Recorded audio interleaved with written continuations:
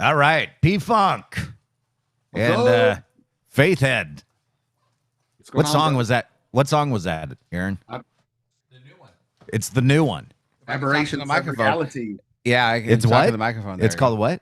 Aberrations of Reality. Aberrations of Reality. That almost sounds like a Pink Floyd song, man. I'll try not to be offended by that. Oh. Oh. Okay. Hey, since we're on the offended route right now, I'm gonna give a backhanded compliment. I truly, I mean it in the nicest possible way, but this popped into my head while I was reading your Substack. I'm gonna say that you are a better writer of writing those things than a musician writer, lyric writer. And I don't mean that because you're a good lyric writer, but you're a better Substack writer. That's the way I meant it. Well, that's where I'm ultimately going when I'm too old to rock and roll. Okay, well, you're never too old to rock and roll. If it's too loud, you're too old. There's a lot of old guys out there still rock and roll. Hey, I'm looking at Rolling Stones tickets right now, so it's the I went to the Steel Wheels tour. That was my first Rolling Stones concert. This is the wheelchair tour. Yeah, one of these days they're going to look back on my Substack. It's going to be known as the Prophecies of Patrick or the Prophecies of P-Funk. Oh, why don't you just rename it now? The P-Funk Prophecies. Yeah, Prophecies of Patrick. Oh, you know? Yeah, you know what? That's a good name for it, man. Welcome to the P-Funk Prophecies. Please make your donation. It gets better and better. P-Funk Prophecies. I love it. Yes. It's not like I enjoy it in the sense of we're all going to die, or anything like that. It's just impending doom, I guess, is just what I'm about. Well, I mean, it's hard to think that hard to not think that we're all going to die with all the craziness going on right now. But, we're living an episode of the Twilight Zone for sure. Oh, that's for sure. I'm a believer in multiverses, Schrodinger's cat and all that. You know what I mean? And I think we're just in the, if I had the best way I could illustrate it, in Back to the Future 2, where Doc pulls out the chalkboard and he's like, we've skewed off onto this line over here. Someone grabbed the DeLorean, went back, and just screwed everything up. It is nice, though, to see those young men now go, you know what? I really like our flag. Yeah. I like our freedoms. We were talking about the Patriot, the frat boys. And by the way, I've been watching a lot of the protests on X, and one of the posts was they were trying to shame the frat boys. Like it was the 80s and it was Revenge of the Nerds. Oh, those frat boys. They just came over and stomped them on our Hamas party. And it wasn't flying. No one was having that. Anyways, they so these kids, and I don't remember, was it in Chicago or Columbia? I don't remember. It's one of those liberal universities. I think the first one was in North Carolina. Well, that was the one where they took it down. They took flag, put up a Palestinian flag. Right. And the kids were like, that ain't going. Yeah. And then but there was this frat boy. And by the way, they did that twice. Okay. Because once they left, they put the Palestinian flag back up again, and they had to come back out and take it down a second time. And that's when the cops made a ring around the flag post. And when they pulled that Palestinian flag down, one of the cops, he turned around and he spit on it. And then he turned back around to watch the crowd, and then he turned around again and spit on it a second time.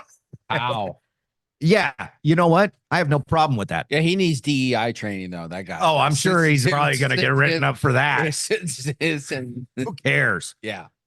It's another country's flag, and I don't even care, if it's our greatest allies' flag. You don't raise another country's flag. Am I right, P-Funk? It's not even a real flag.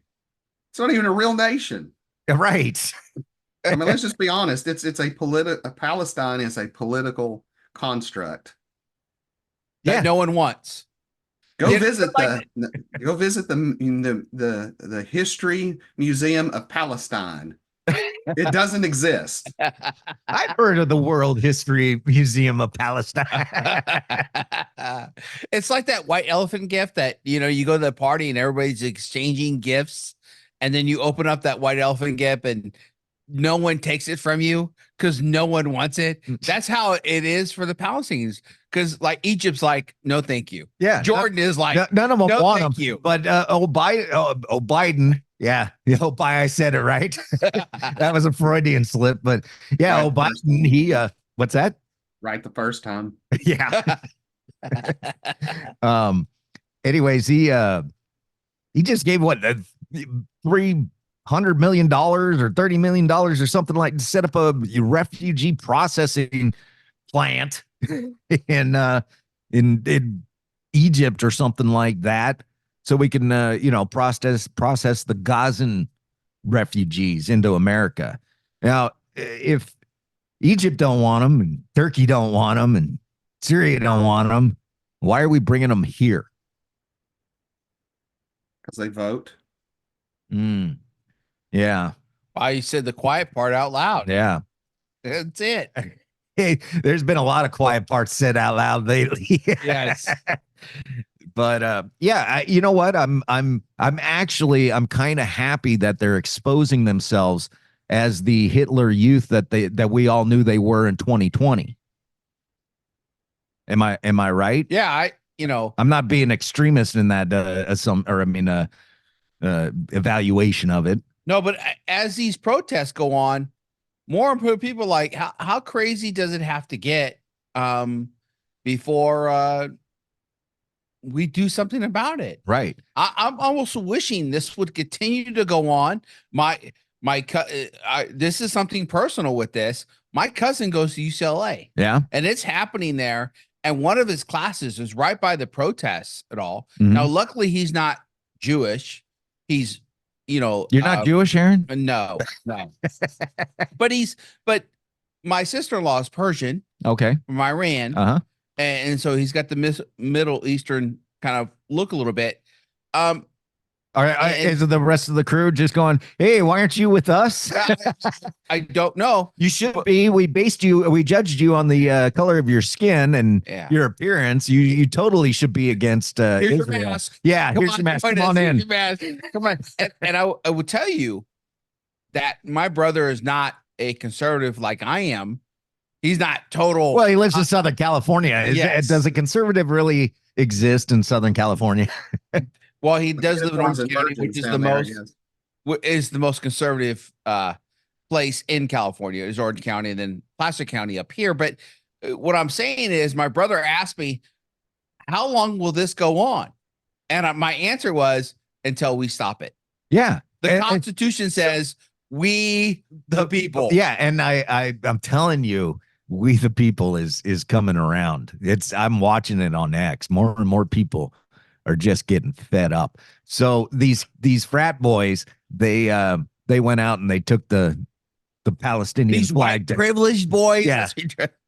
The white privileged frat boys took the flag down and put the American flag back up, and someone started to GoFundMe for them. And on Thursday morning, when I heard about it, it was at $300,000. By the end of the day, because everybody had started reporting on it, it had gone over $400,000, with one of the donors being not Kraft. Who was the guy that when all the anti-Semitism started, he pulled all his money out of Harvard or Yale or something like that? I can't remember. It starts with an A, Ackers or something like that. Anyways, he's a big donor. He donated $10,000 to these frat boys. And so the frat boys have said, we're going to have a rager of a party. And they have even said that they have hired a party planner who used to plan parties for the White House. So good for them.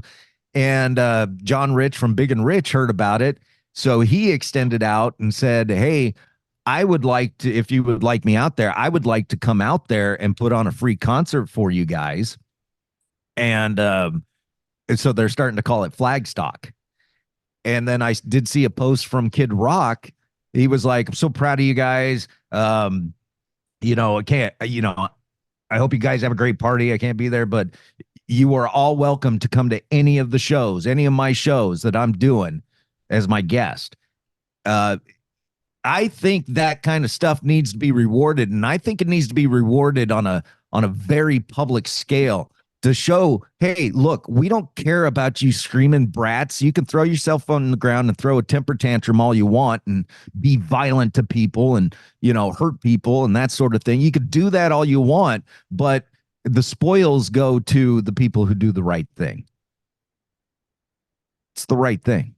You raised another flag in my country? Are you? I almost did it. I almost did it. Yeah. Yeah, this is the participation trophy generation at its best. Yeah. Yeah, exactly. It's a bunch of spoiled kids. I love what Florida did.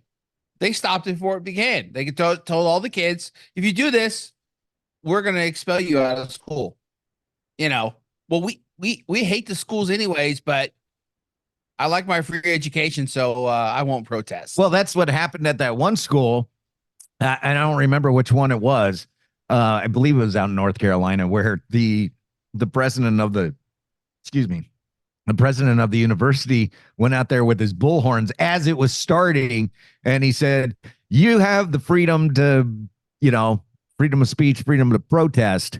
However, what you're doing, there will be academic ramifications for, including suspension or expulsion." And those kids packed up and marched out of there. And that's all they need is a dad. Right. Yeah, I love these chancellors. I forgot what university it was. They showed a video of the president of the college negotiating with the protesters, kids. With the 20-year-olds, they're negotiating, well, if we bring you this, will you take down the tents or this? And I'm like, we don't negotiate. That's not happening. Right. Exactly. I'm trying to pull up a video that somebody made here. So I don't know if you guys, I'm just going to jump into the video midway, wherever it's sitting. But so the one of the protesters, made their demands for. And by the way, did you see the list of demands? I think it was the UCLA kids. The list of demands. They wanted like lotion and knee pads. What are you doing with that stuff? Lotion and knee pads. No bananas. And so all the anti-protesters showed up with bananas. No nuts. Can't have any nuts because of nut allergies. No bagels because they're Jewish. It's not like Die Hard where the FBI is negotiating with the terrorists. He's like, this, that, this. Oh, we I don't know. We'll be able to get you this. He was just like naming stuff during the movie. Hey, B-Funk, tell me if I'm wrong here. University students protest, say we aren't going to leave the public campus unless our demands are met. And here are our list of demands. Let's negotiate. You're the president of the university. What do? First thing I do is I call the police. If the police doesn't take action, I call the governor and get the National Guard in to drag them all out by their blue hair. And then I suspend or expel every one of them. That's where I'd go. This is how I would handle the list of demands. I would call CNN, MSNBC, all of them. I'd be like, we're going to have a little press conference. Come on out. We're going to talk about some protesters today. I give them an hour. Yeah. I give them an hour to get their stuff and pick up all their garbage and get gone. And after that, they're going to get dragged out of there and arrested. I would hold up the list of demands and read it. I would hold it up and read it. And then I would go, here's what I think of your negotiations and list of demands. And I would crumple it up and I would throw it away. Wouldn't burn it? And I would go, this is a school of higher learning and you guys are acting like you're in 6th grade. Knock it off. You are more than welcome to peacefully protest. You're not welcome to take over anything. And you're a student here. Well, I So think where's the the biggest adults in this conversation? You're the student here. You're the child. Well, I hear your list of demands. Oh, you Columbia pay the university. The teachers are taking a yeah. vote against the That's- president. Well, I think everybody's under the illusion that this is some sort of spontaneous protest. This has been planned. Oh, it's absolutely. I mean, let's just skip all the BS and just get down to it. This was all planned. None of this is spontaneous in any form or fashion. This is the other thing that the trend that I'm starting to watch on X that everybody's wising up to. Every 4 years, about May, we have one of these crazy Antifa protests. Why is that? Where did it go? They're so organized. In fact, I put it on my Twitter. I pinned it on my Twitter. They, I think it might have been Fox that showed it, but they showed one of the organizers.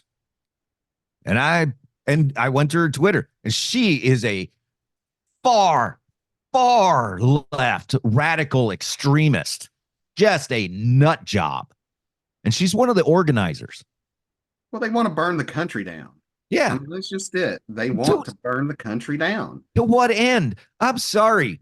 Anarchy. Anarchy. What are you going to get out of this? But what's the end game? What's in it for you? I get it. What's in it for Soros? What's in it for Antifa? Well, they think they think there's some sort of power in it, obviously. Clearly there's not. You know, I saw it was pretty disturbing video. The video out in Portland of this guy in a white Toyota Camry who made a wrong turn on the university and ended up driving his car where the protest was. And he was a good 50 yards from the protesters when he stopped. Okay. So he wasn't trying to drive through them. And from, you don't see it in the videos, but what I've read in a couple of posts was that the cops were all just standing around, which I could totally see in Portland. And so he stopped. He wanted to get out of there. He knew he couldn't go forward, and he got surrounded. So he had bear spray in his car. So he started spraying people until they were jumping all over his car. Then he made a huge mistake. Instead of driving away, he jumped out of his car and ran away, and they put him in the hospital. You should have ran him over. He should have ran him over.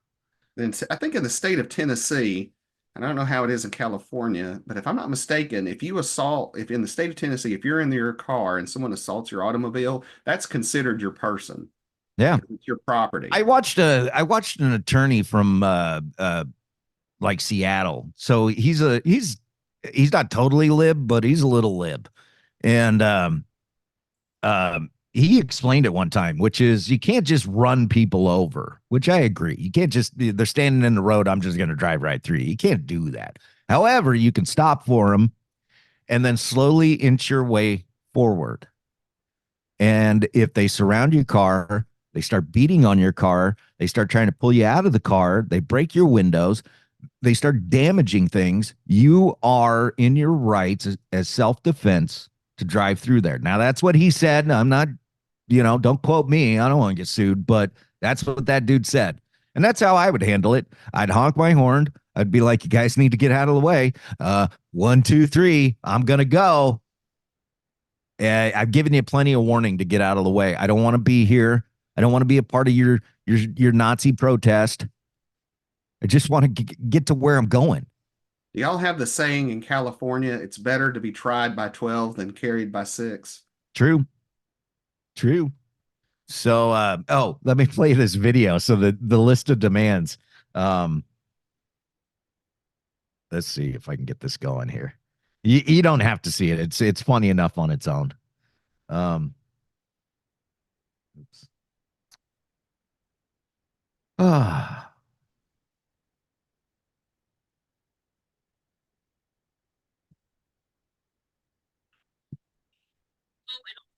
Oh, here, let me just put it up to the mic.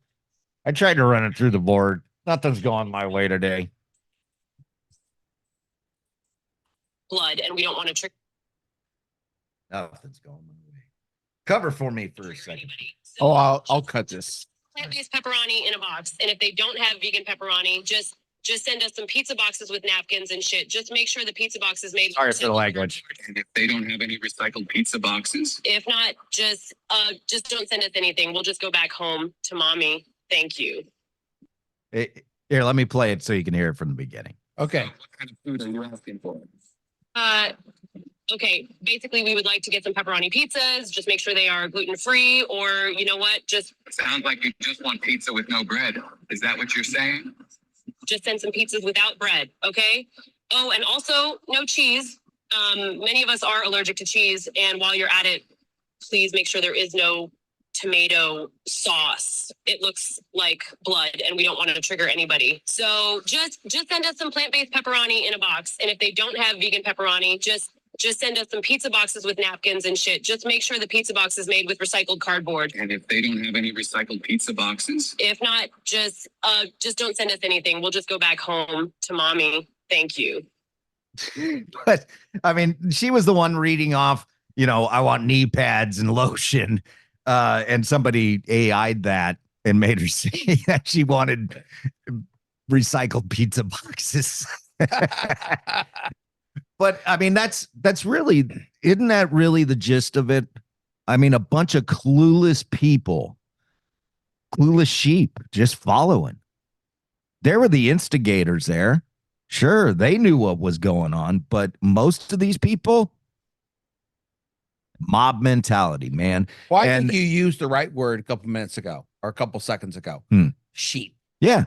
That's what they are. They just follow, Yeah, told because what to do. Because 4 years ago it was BLM. This time around it's Gaza. What's it going to be in 2028? Wait, let's take predictions on that. What's going to be the riots of May of 2028? Free AI. Huh? Free AI. Yeah. Yeah, AI is going to be the marginalized minority now. We hurt AI's feelings. Don't enslave the programs. Yeah. They should be able to vote. Yeah. AI should be able to vote. Sure. So, I mean, AI voting rights. that's how ridiculous this has all become. And I'm going to say on a serious level, what those kids are doing is no different than what the skinheads and the Hitler Youth were doing. I mean, I'm impressed. I mean, whoever's doing this, I'm seriously impressed. They have done a marvelous job on swaying these ignorant masses to commit vandalism, destruction, chaos. I mean, I'm very impressed. Right? They've done an excellent There's no job. consequences for their actions. Right, and they don't think about that. Nobody thinks about what they do until they receive the bill.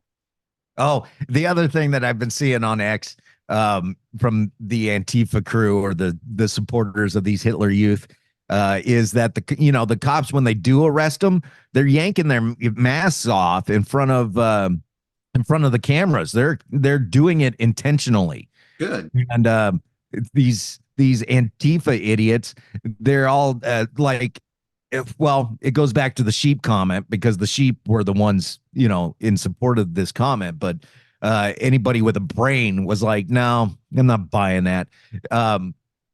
So these Antifa idiots, they were posting and going, COVID's still a thing, and these kids are trying to protect themselves from COVID, and you're ripping off their masks. And it's like, well, wait a minute. The government told us to put it on. Couldn't the government take it off as well? Well, I guess the Klan could have used that excuse. The Spanish flu is still a thing. I guess you're right. I mean, is that the new uniform for the KKK? That's where I like it. Surgical mask. Yeah, it's what it is. Yeah. You're wearing a mask because you don't want people to see your face, so you don't have to be held for the consequences of your actions. If you really believe in your cause, you're not afraid to show your face. I agree. And none of those kids are showing their faces now. Just to show you that I'm not making stuff up, because anyone can go find these videos. There's the video of the Jewish kid at UCLA wearing the Star of David, who goes up to the line, who says he just wants to get to class. Can he get through? He wants to get through. He puts his hands up as he tries to get through, and they won't let him through. Why? Because he's a Jew. How is that any different than 1933 or 39 or whenever? 33, isn't it? I don't know. But you know, that era. World War II. But you know what I'm saying? Yeah. I mean, old George Takei likes to go on all the time about how he was imprisoned in a Internment Japanese, camp. yeah, an internment camp. Where's he? Where's he standing up for the Jews? I just wonder, where's the rest of the students? You know, if he was my friend, we're getting you to class. We're getting you to class. Here's the thing: is I think that was staged. He staged it because he knew it was going to happen, but he wanted to show everybody what's happening. Now, the other video that's floating around out there is the black guy who's at UCLA, and I think his wife and his kid are with him, and they don't want him to film. They come up to him, and the kid puts his foot in front of the stroller so he can't move it. And he's like, "You're not supposed to be here. You shouldn't be filming. This is, and he's like, I can go anywhere I want on this campus. I pay. I paid for my tuition. So tell me again how you're not racist. I mean, you're taking a book. I mean, should we have segregated classes at UCLA now? Is that what we're supposed to have? Should we have a blacks only area, a Jews only area, a Gaza only area, and a whites only area? Is that where we should go with this? I mean, it's the de-evolution of civil rights when you go back to segregation. Yeah, and notably, at least here in California, notably silent. Gavin Newsom and Rob Bonta, the two people that could put an end to this, aren't doing anything. It's all about power and votes. I mean, come on, guys, you know this. Oh, I know this. He's not going to do anything. You know, Newsom's he's angling to be the Biden replacement. He's not going to do anything. Well, he keeps sliding further down the hill, though. He keeps, but he's still on the hill, though. He's still on the hill. He's still on the hill. But you know, by the time he makes it to the White House, he might be a one-termer like Biden. And when he turns America into California, and everybody goes, you know what? And this, by the way, I actually saw this yesterday as I was getting on a freeway. I don't really like drug addicts on the side of the road in public pulling their pants down and taking a dump. Seriously. Yeah. How would people in Tennessee feel about that? You get shot. See, there you go. Get shot. Well, expect, not in Memphis, maybe, but well, you get shot in Memphis just for being there. That's true. Hey, Dave, you were talking about a pastor video. Oh, yeah. Let me find that pad for me for a minute. Okay. And I'll find this. It's just struck me last night. I was watching YouTube and flipping through YouTube, and I saw the title, and I went, I don't know, that could be really funny or it could be really boring. And I went, you know what? I'll take a chance because I think it might be funny. At least entertaining. Yeah. So you're gonna have to put an E on this show. I'm really sorry, or edit this stuff out, because this one's gonna have a cuss word in it as well. Okay. But that's the reason for the video. Okay. Okay. The title is "When a Churchgoer Starts Cussing During Preaching: How Mega Church Pastor Responds." So before I get going, link. Yeah, put the link in there.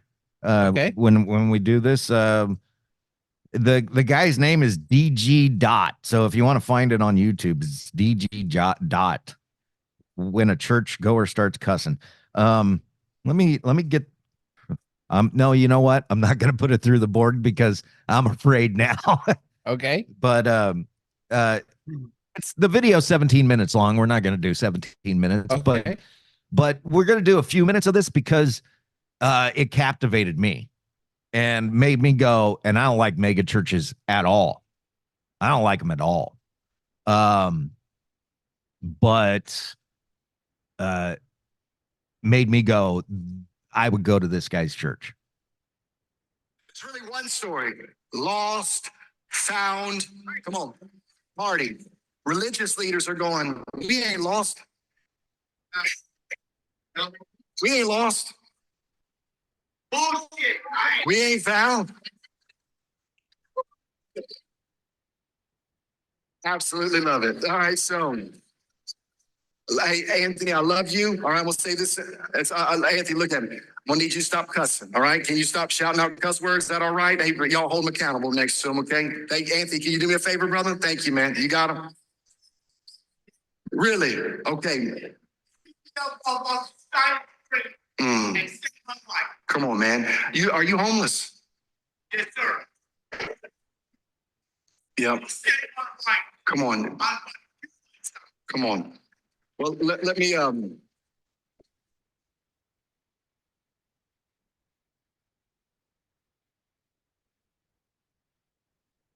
let me say, Anthony, I appreciate that. And tell me, Jim, brother, what's your name right here next to you? Michael, did you pick up Anthony? Come on.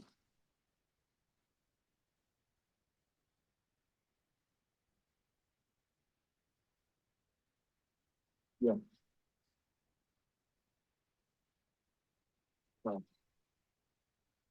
So the guy's walking up, and the pastor, he actually is going to step down off of the pulpit and sit on the edge of the pulpit to talk to him.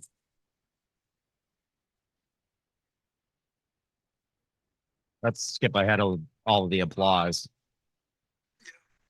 That's it. And I think there's Michael, right? Well, I want to take a moment because this is the tension, okay? Because I'm like, I mean, you know, you got profanity. Watch this. And here I am like, hey man, and and Anthony, if it was just one-on-one, I wouldn't have corrected you, okay? All right? You understand what I'm saying in regards to profanity? But watch this. But what? One-on-one, I wouldn't have done it. But the young ears in the room, so there's a little bit of that sensitivity. But watch this. But there is in this moment where you go, when somebody hears your story, that you were on the street and you got picked up by Michael. And there's a moment. Yeah. There's a moment where it puts it in context, where somebody goes, Grace, you with me? Grace, Mom, are you okay?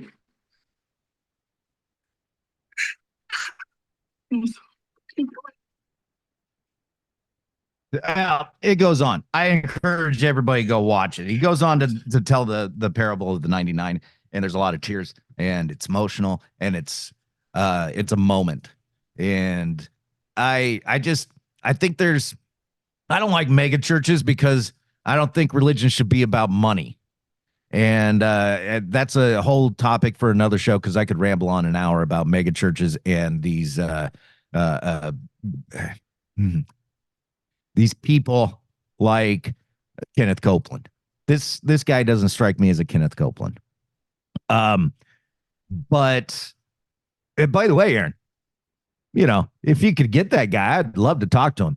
But I don't like mega churches because I don't think that money should be. It shouldn't be. Oh, look at me. Look at my big church. Look at how many parishioners I have. I don't, and I also believe that there's becomes a disconnect between the pastor and the flock. I don't like speaking in Christianese. You got something to say? Well, I said here again as an example, we the people. Yeah. You know, this guy picked this guy up and helped him. Yeah. You know, and when will this stop? When will this stop? We the people. Yeah. And everybody wants to rely on the government to fix everything. And I don't want them fixing anything because everything they fix is broken. Have you been to the DMV lately? Yeah. How about the post office? I mean, those are the common ones. Yeah. How about standing in line at anybody has to go to the Social Security office? I mean, you take a day off work, you act like you're going to be going to jail for 24 hours. Seriously. Yeah. I don't know about Tennessee, but you know. Same. Okay. I have this angelic picture of Tennessee in my mind. like that's the promised land or something.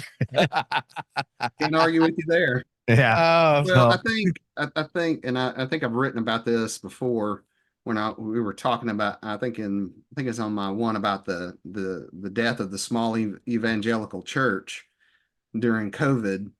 I mean, we're going to talk church for a minute. I mean, we use numbers to justify a lot of things. You know, in the mega church, we got 100,000 members. Mm-hmm. Well, that's great. You know, how many of those 100,000 can you actually know? Yeah. How many of them can you name? Yeah. Jesus had 12. Mm-hmm. Getting back, let's get back to the mega church thing. I think I want to about there. I am not. We went to Southern California to visit family, and so we went to church one morning with them, and they played worship live, and then all of a sudden for the sermon, on the video screen is because it was a campus of another church. Here's the pastor in his video sermon that morning. Now it was very good and it was great. And then they gave a live altar call at the campus. Mm-hmm. But it seems like when they do that, they're like franchising the church. But we do have a mega church, couple mega churches in Sacramento here. Yeah, Christian Center. Well, I mean, they're no longer. They're not on mega status. They are no longer Capital Christian Center. Oh, they're not. No. What are they now? Another church has bought them. Oh, through some you see, it's a business. Yeah, and that's what I got a problem with. Well, they had some financial problem. This church helped them out. Okay. They still exist. They have a campus pastor and all and everything. You know, growing up, I mean, you went to one Trinity Christian school here in town. I went to a different Trinity Christian school here in town. This is all in Sacramento, and Capital Christian Center was the mega church in Sacramento in the 80s and 90s. And they had their own campus with their football team. And, I'm trying to think of the schools back then. You had Christian Brothers, right? Yes. And then you had Jesuit. Those were both Catholic. And then you had Capital Christian Center. As far as church school teams, right? Yeah. That was pretty much it. That's how big these churches were, was that they were big enough to have a football team that played with the local public school teams. Yeah, but we have a church called Bayside here. And Bayside has about 6 different campuses around. Mm-hmm. But also, though, those churches are well staffed. Okay. They have a rather large youth group with about 7 or 8 staff youth pastors on staff. Mm-hmm. So they are using their money wisely, not just paying 1 or 2 exorbitant amount. They're spreading the wealth so they can minister to the kids and get to know them. Now, does this pastor know every kid in the youth group? Probably not. But there's a pastor on staff that does, that does, which is great. And that's fair, I guess, you know. But that's what I'm starting to see, though, in some of these mega churches that are following that example. They're having a pastor for so many people they have in their church. Also, I think no longer, when we went to church, no one wanted to talk about giving. No one wanted to talk about money. And I think these churches are like, hey, we need finances to do this ministry. And they're openly talking about tithing and giving. And they're using that money wisely and being accountable to it. Well, what do you think, P-Funk? What's your feeling on mega churches? For the first time in my life here recently, I don't want to say I'm going to a mega church, but I'm going to a church that has multiple campuses. It's called Stewart Heights. It's here in the Chattanooga area. It has I'm in the what they call the Saudi Davy campus, which is like very north, but it has its own pastor. It's got there's a couple of pastors, and they kind of all rotate out who does the preaching on Sunday. So there's not like one super pastor that super bad. He's got a cape. He flies in. Drives the pastor mobile. But it's a big Bible. I mean, but we do have a mega church here that was about one man, and it was ironic. And his son took over. Sound familiar? That's where I get. Hey, you talk about swagger, dog. Well, when I talk about mega churches, the first person that I think of, and I'm really not throwing stones at this guy because I don't have anything that points me that way. Okay. But I think of Joel Osteen.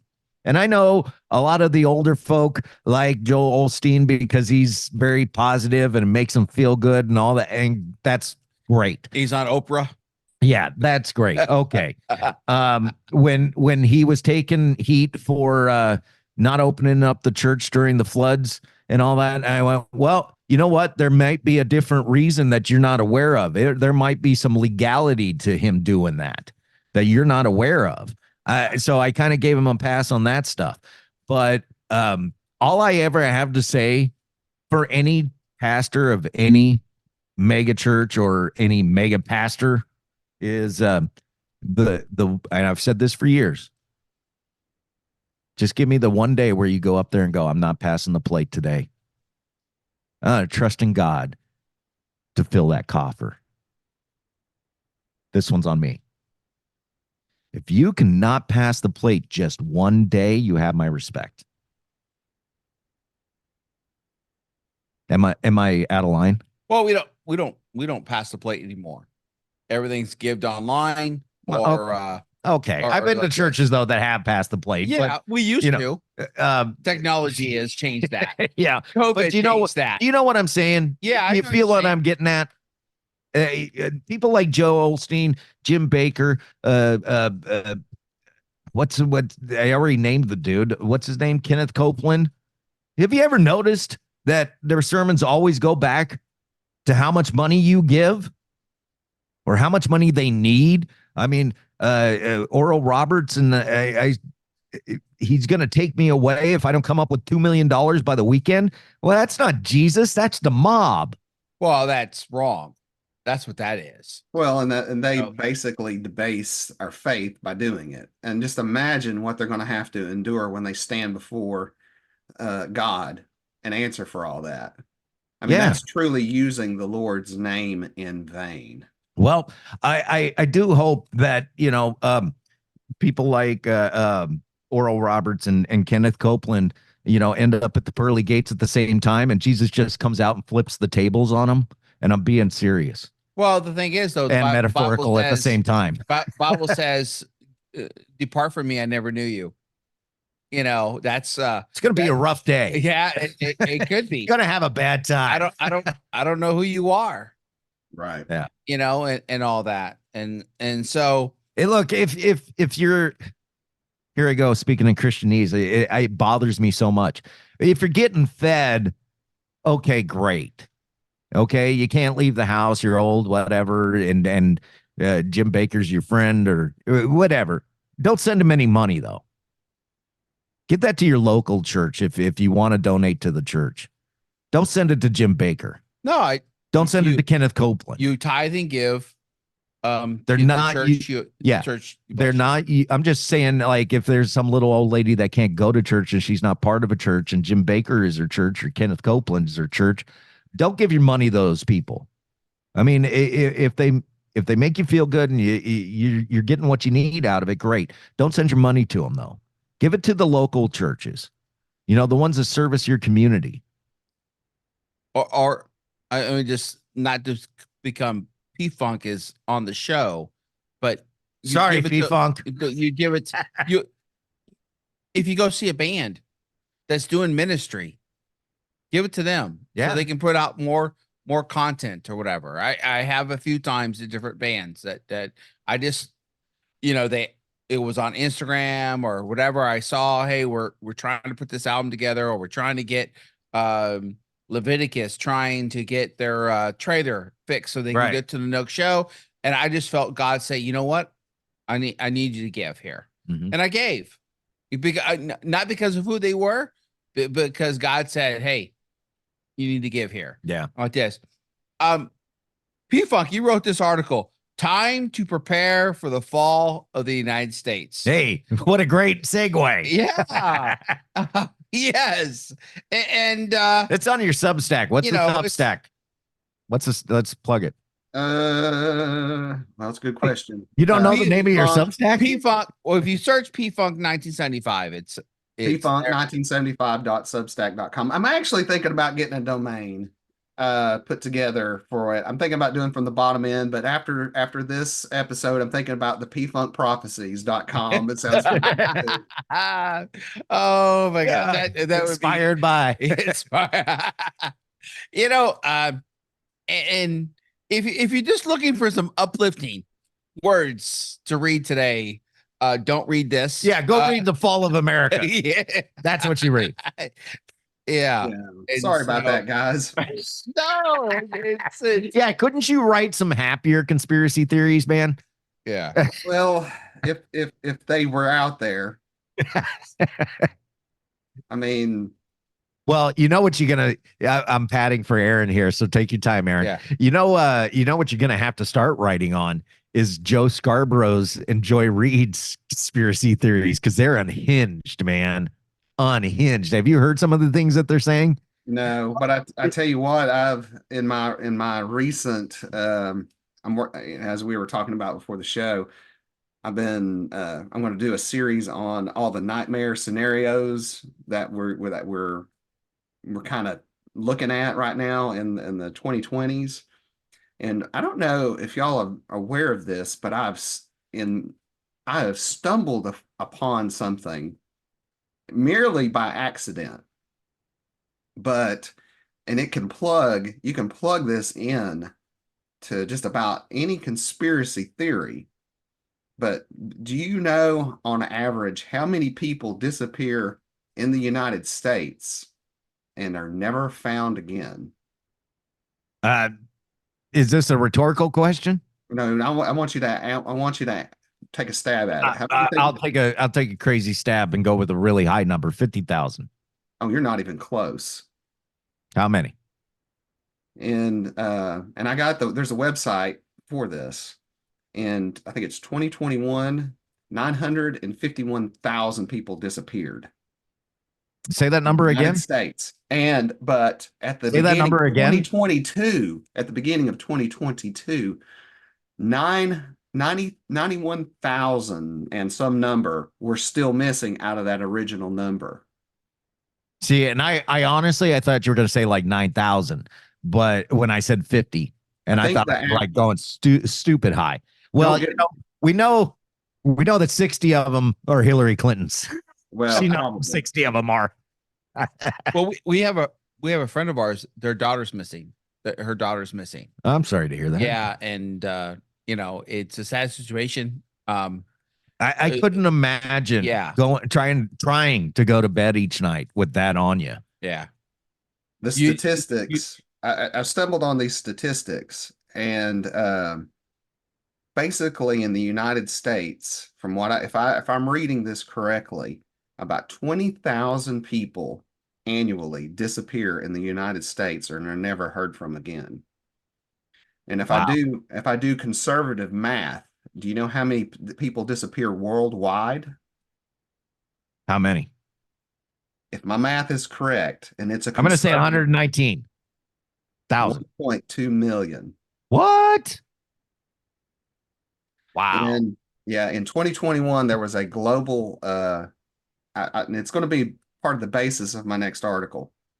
There's there in it, and that, like I said, that's a conservative number because you know, if you take the 193 countries that are in the UN and the 44 that aren't recognized or not really sovereign or country-like entities, sovereign entities, if you just estimated that 5,000 people disappear per year that are never found in each of those countries, it brings you up to like 1,181,500,000. Crazy. That's crazy. I would And never would have guessed. you want to hear something even scarier? The United States and China were two of the countries who refused to participate in this survey. Oh, really? Think about that for a minute. Interesting. There's the America-China connection again. Seems to come up a lot since 2020. But I got a link to the website, and there's a 200. I've been trying to read this 200-page report that they've done on people who are missing globally, and you know, it's pretty crazy. Yeah, I can't imagine. I can't imagine. I mean, I freak out when my cat doesn't come in at night. Seriously. But people on my cat. People are disappearing every day, and nobody knows where they go. Well, I know that a lot of them go to the cartels and being trafficked. Well, and those that's numbers are calculated. That's the quote unquote blood on Biden's hands. You know how many people disappeared in Mexico alone in 2021 and were never found? Yeah, it's all cartel. 100,000 people. I mean, have you seen the videos of what the cartel do to people out there? I mean, and I'm not even getting into the dirty stuff. Just if you're driving out there, they will just out of nowhere come up, drive up in front of you. And it's gotten to the point where everybody just gets out of the car, steps away, let them take what they want, whatever they want. Otherwise, they're just going to shoot you. And this is reported by the New York Times too. You know, their Mexico's murder rate is increased. I think it's now over 30,000 people per year. Well, that's 81, 82 people per day. I don't think you're going to have to worry about that because they're all coming up here. I think their murder rate's probably going to drop. Yeah, you watch a movie, and I don't know if you guys have seen it, The Sounds of Freedom, where I haven't seen it either. They take kids from third world countries and they bring them across the Mexican border or whatever, and they traffic them, and these kids are just disappearing. Yeah, you know, they have no idea where these kids are. Well, you know, going on just the title of The Fall of America, you can see how it's happening though, or how it can happen, because nobody's got to raise a weapon or a missile or anything. We're doing it to ourselves. I mean, where do you even start with that subject? What's that? I mean, where do you even start with that that topic? Well, I mean, going back to the anti-Semitic Jew hating rallies, I saw a video of a quote unquote mass conversion of students to Islam, and you know, they're all on their knees praying and all of that, and it's like, you know, you don't like Christianity. I'm pretty sure you're not going to like Islam. Yeah, they're not very well known for their women's rights. Right. Or their gay rights or any of that. Or any rights for that matter. Yeah, except men's rights. Yeah. And it's the select men's rights. Right. And now I'm not gonna say that every Muslim is like that, because Sure. I Some have people are Muslim pretty friends, crazy. and they are the total antithesis of that. It's like the crazy Christians that go out and blow up abortion clinics. They're not representative of all Christians. Yeah, Okay. that's fair. And yeah, and I'm not going to say that these Hamas loving terrorists and all that are representative of the entire Muslim nation. Okay. Sure. However, the Sharia law and a lot of the Muslim beliefs do not align with American beliefs. Because they're third century. They're third century. It's third century thinking.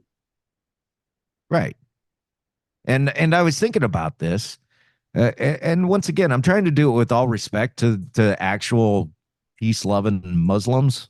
Okay, I'm trying to be respectful, but when you line up these two religions next to each other in today's day, I think you find that the Christian religion, as much as they try to say it isn't, it's far more accepting and tolerant than the Muslim religion. Yeah. And I don't, mean, if you- I'm not saying that disparagingly. I'm just saying it as a matter of fact. Well, I mean, the problem Christianity has is a lot like the Republican Party has. We can't we have a tendency to attack our own, and I think that's the biggest issue. We have no solidarity, just as an example, Patrick Rivers of 3 Days Under and I are really close friends. We have theologically we have some different views, but we know we're on the same team. The five big ones are what really matters, and it's like everything else is minutia. And as far as our faith goes, we're so divided, when we get along denominational lines, and I think it hurts us, just like the Republican Party. They fight themselves more than they fight the Democrats, and that's why the Democrats win. Not that I'm Republican nor Democrat. I prefer to be independent. Okay, well, I just call myself conservative because not, and I don't wear like a badge of honor or anything. I just go, I kind of fit in this group, so I'm gonna label myself that. I used to consider myself liberal, back in the 90s and stuff. I liked, and when I say I liked Clinton, I don't like what he, I don't like him as a person, but I liked what he was doing because I was making money. And I didn't worry about politics, and I didn't worry about what was going on in the world. And when the Trade Center got bombed the first time, I watched it on the news and I went, that's absolutely horrible. I know we're going to retaliate for that. We're going to do something about that. But I don't got to worry about it because I've hired a guy to take care of that stuff. And I didn't have to think about it. So I think he was a really good president. I just think he's a really bad person.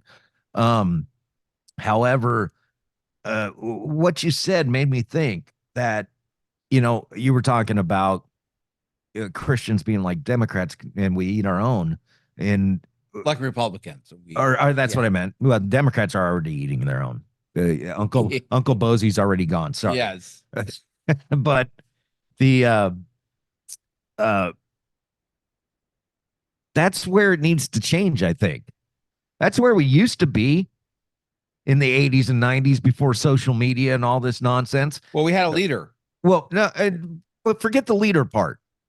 I'm talking about Americans and Christians. Forget the party affiliation. What you said was you and Patrick Rivers are on the same team. You don't agree on everything, but you're both on the same team. And that's what we need to do as Americans. Aaron and I disagree on a lot of stuff, but it doesn't mean that I don't like Aaron. Now, I'm not going to align myself with some Jew-hating Hamas sympathizer. That's for sure. If I found out one of my friends was one of those, I'd be like, I think you need to go. But take the radical extremists out of the mix, and you'll find that every American just wants to get up, go to work, do their job, come home to their family, pay their taxes, get some groceries, and be able to save up for the family vacation And live. and live. That's all they want. And as soon as we all figure out that the enemy is not the Republican for Democrats, and the enemy is not the Democrats for Republicans, and I'm not talking about the politicians. The politicians, I'm not trying not to sound like an extremist or anything, but it's we the people. And we keep looking to these idiots. AOC is a complete freaking moron. This mass migration is due to climate change, is what she says. Are you out of your mind? It's great entertainment, but it's sad they're actually making decisions that just for all of our fates. It's unbelievable. Unbelievable. The absolute Forrest Gump level IQ of who is that dude? I think he's from Georgia. He speaks with a really deep voice. Thought Guam was going to tip into the ocean if they got overpopulated. Are you an idiot? Are you an idiot? And I'll give it to you.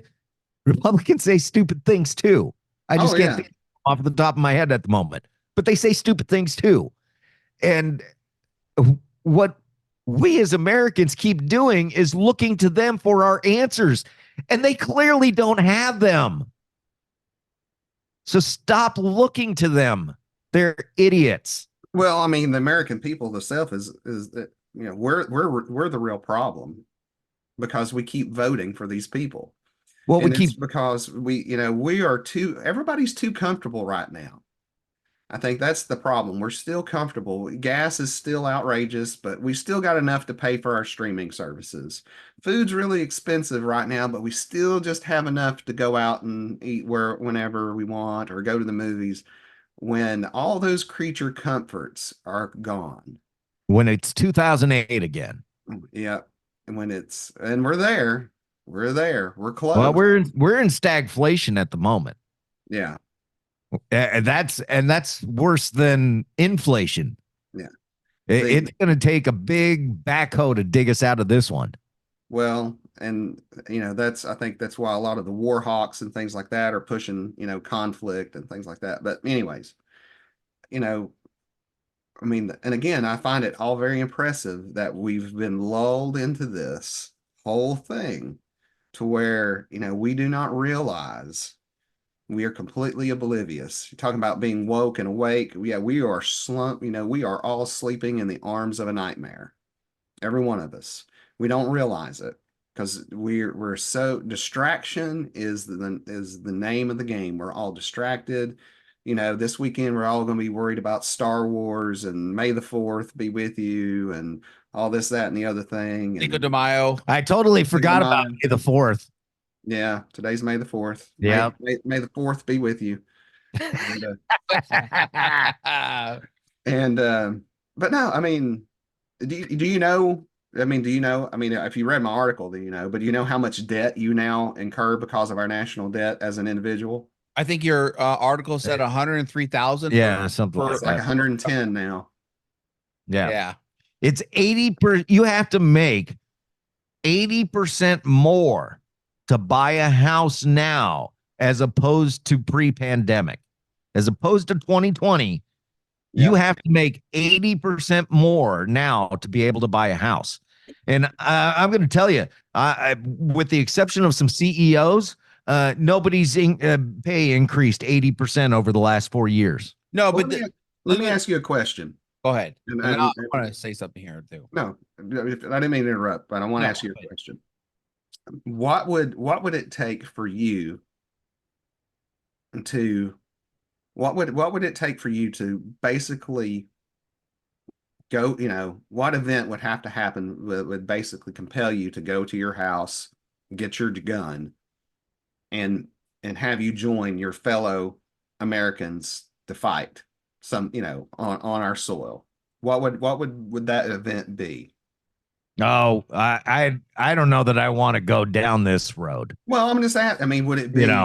Would it be if? Well, let's just bring it home. Let's just say a bunch of people attacked your power grid. Well, yeah. And I took your- see. I didn't want to the be led police are down a road overwhelmed. here. I didn't want to be led down a road here of I said something like an invasion, and you go, well, the border's being invaded. Well, That's no, I not what understand I'm that. talking about. Well, I'm talking but what- about, a terrorist organization is going to come in and attack the power grid, and we got an EMP, and everybody's out in the streets, and it's the apocalypse. That's what I'm saying. That's where it's going to be for you then. Yeah. Okay. So when it No, all hits the fan. Yeah, when it hits the fan. And Okay. now because I truly believe, and maybe this is the dumb liberal side of me, but I truly believe that if we got off our phones and you got that new neighbor that just moved in, and you bake that pie for him and take it over and introduce yourself like we used to do, this world would be a better place. This country would be a better place, and you would find out you don't hate your neighbor. Your neighbor's just like you. He's got the same hopes and dreams. He's got the wife and 2 kids. He's got the home in suburbia and the 2 cars, and he just wants to live his life just like you. But we have a lot of antagonists out there, and we have a government. I won't even, because it's not a red or blue. We got a government whose spending is out of control, and they're just like, it's all right. The taxpayers will cover it. Just raise their taxes some more.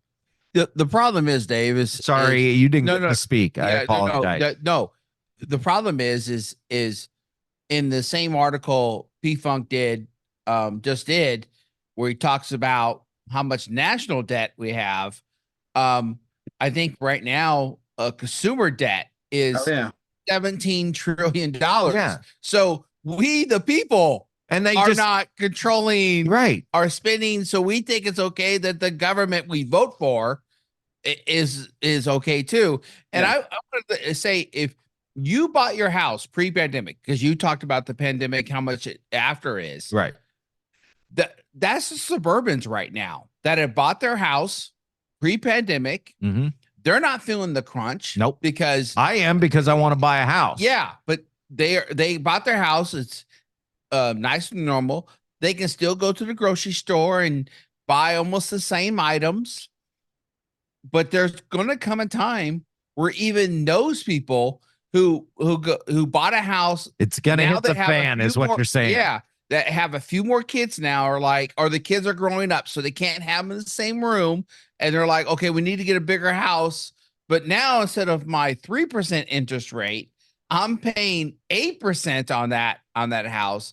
And I've used the capital I've got in the house to buy another house, but my house payment has almost doubled, or would double, because of the higher interest rate, inflation, and all that. Well, and that's what's and when mom and pop suburban starts to feel the crunch, because they haven't yet, because I'm in that area where I haven't felt it yet. As some of these other people, that's when it'd be like, we need a change. Well, we're at the hour mark here.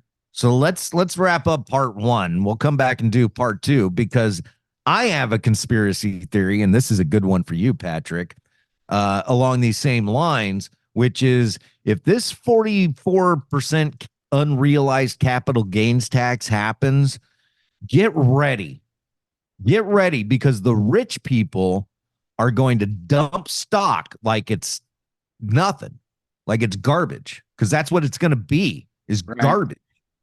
And I have a conspiracy theory that is part of the plan as well, and we'll hit that in the next part 2. Cool. Do it. Thanks, P-Funk. What's the Substack? pfunk1975.substack.com. And it's called From the Bottom End. And of course, we got Faithhead.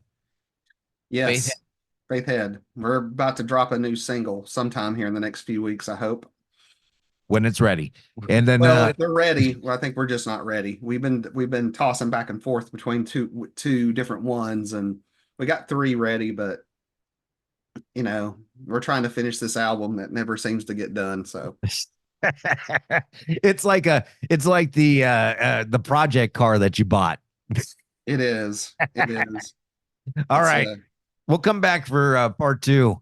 I just wanted to break these up a bit. So we'll come back for part 2. We'll talk about more conspiracy theories. It's the Rock Solid MUZKAST Experience. Happy trails. All right.